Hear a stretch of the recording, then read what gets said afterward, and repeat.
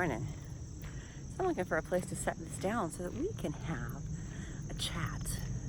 I feel like this week's talk on speaking your truth has combined with spiritual awakening, has combined with surrender. So all of these other topics that I've been talking about are all coming together now, and it's time to set them down and breathe into them as one whole piece. So as soon as I find a place to sit down, we will have a chat. I am here at the Little Red Schoolhouse Nature Center taking a hike to clear my head. And I thought this would be a great time to sit down and have a talk. Hi, caterpillar. I have to show you this caterpillar. Hold on. To bring it to you guys. He literally just fell out of the tree. Isn't he cute? I lost him. Where are you? There he is. This week I've been talking about speaking your truth, right?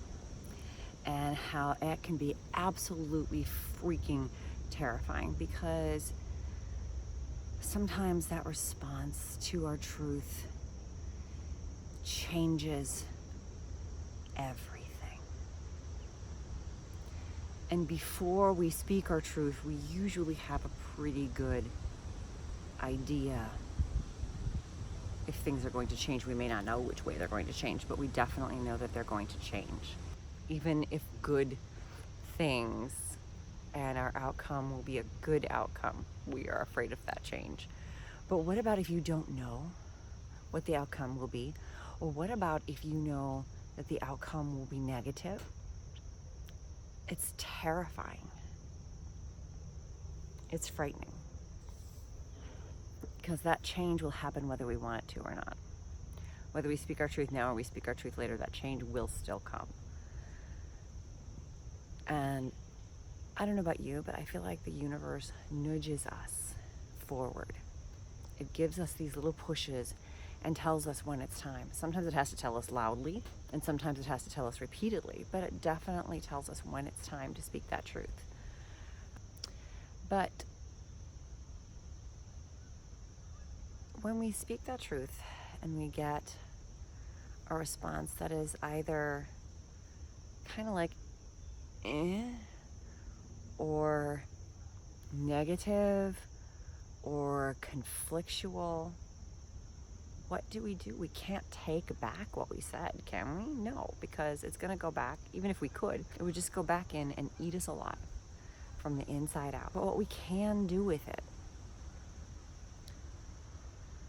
and it's hard, it's almost as hard as speaking your truth in the first place, if not harder.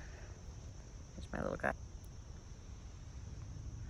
Is to surrender. Surrender to the universe and to whatever the universe has in its plan for you. Its plan was for you to speak your truth when you did. For whatever reason, and those are reasons we can't understand. We can't even pretend to understand them, because that's just crazy, right? So we surrender. It's the only thing we can do, because we can't fight it, we can't take it back, and we can't change other people's reactions to our truths. All we can do is accept their reaction. You go back to the Serenity Prayer, my friends. That is not just for AA. It serves so many purposes. You change what you can, you accept what you can't, and you use all of that wisdom that you've gleaned to know the difference between the two. And again, we have to trust the universe and trust that it is doing exactly what it has planned for us. And whether your higher power is the universe or God or Buddha or Allah, we all have that higher power, and we all need to surrender. Let it play out. You speak your truth, the other person's like, no. Or, I don't know.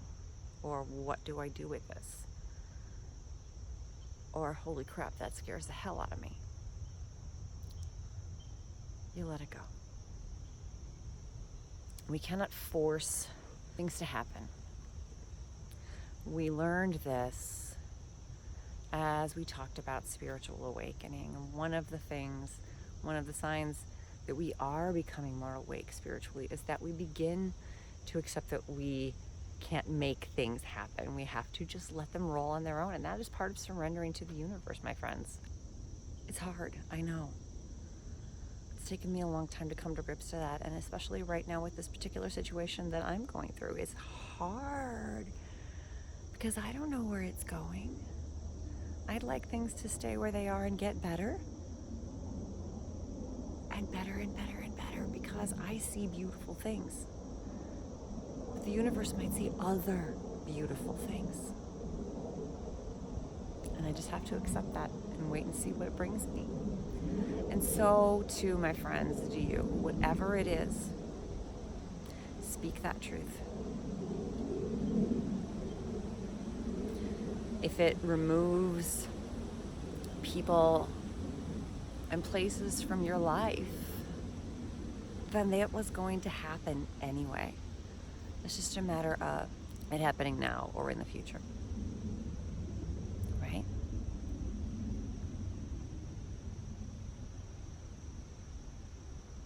It happens when it happens. But the universe always tells you. And it says, hey, I got you. I got you. Give it all to me. Let me guide you. Let me get you from point A to point B, and trust me that you are right where you are supposed to be right now in this moment, and that I have you on the path to where you are supposed to go. Just like I'm walking on this path right now, the universe has your path laid out for you. Just follow it. Let it lead you. Let it guide you to where you are going. Heavy allergies on this late summer walk. Holy cats, you guys.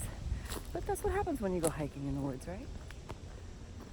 You have heavy allergies. It just happens.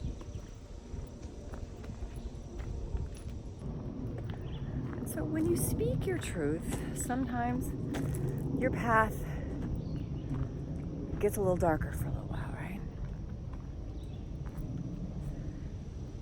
Especially if that response was not what you were hoping for, and it's a little bit more on the negative side, or it's a little bit more on the wait and see side. But you know what? We follow through that spot, and we let that darkness guide us into our surrender. And we let that surrender take us all the way home. Speak your truth, my friends. And then surrender. It's that easy. I know, it's not that easy. But it is. Take a big breath, my loves. Surrender. And look at all of that beauty of that path. Can't see around the bend. You just have to trust that whatever's around it is meant for us. But look at what happens. There's light through that darkness when we surrender. There's light and there's beauty. Wherever our path takes us after we speak our truth, it always takes us to somewhere beautiful. It might be dark along the way. It might be rough. It might be heartbreaking. But at the end, wherever it takes us,